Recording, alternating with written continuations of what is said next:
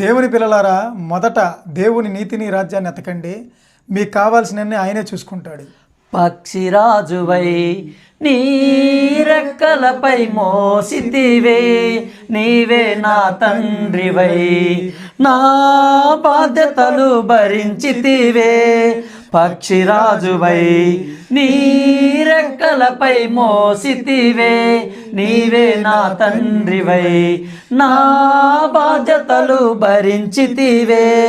యెహోవా నిన్నే మహిమా పరిచెదా స్తుతి గీతాలతో, స్తుతి గీతాలతో.